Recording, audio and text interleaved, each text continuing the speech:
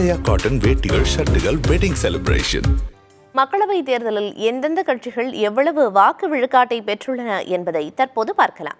மக்களவைத் தேர்தலில் பாஜக 36.56 விழுக்காடு வாக்குகளும், காங்கிரஸ் 21.19 விழுக்காடு வாக்குகளும், சமாஜ்வாதி 4.58 விழுக்காடு வாக்குகளும், திரிணாமுல் காங்கிரஸ் 4.37 விழுக்காடு வாக்குகளும், பகுஜன் சமாஜ் 2.04 விழுக்காடு வாக்குகளும் பெற்றுள்ளன.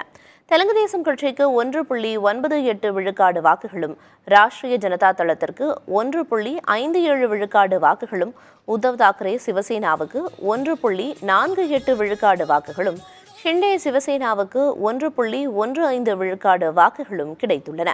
தேசியவாத காங்கிரஸ் 0.92 விழுக்காடு வாக்குகளும், பிஜு ஜனதா தளம் 1.46 விழுக்காடு வாக்குகளும், ஆம் ஆத்மி 1.11 விழுக்காடு வாக்குகளும் பெற்றுள்ளன.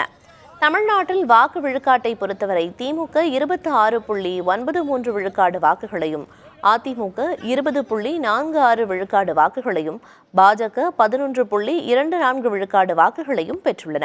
அதற்கடுத்தபடியாக காங்கிரசுக்கு 10.73 விழுக்காடு வாக்குகளும், நாம் தமிழர் கட்சிக்கு 8.22 விழுக்காடு வாக்குகளும், பாமகவுக்கு 4.33 விழுக்காடு வாக்குகளும் கிடைத்துள்ளன.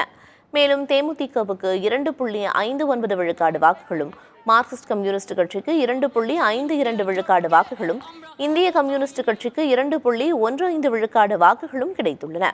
தமிழகத்தில் நோட்டாவுக்கு 1.06 விழுக்காடு மக்கள் வாக்களித்துள்ளனர்.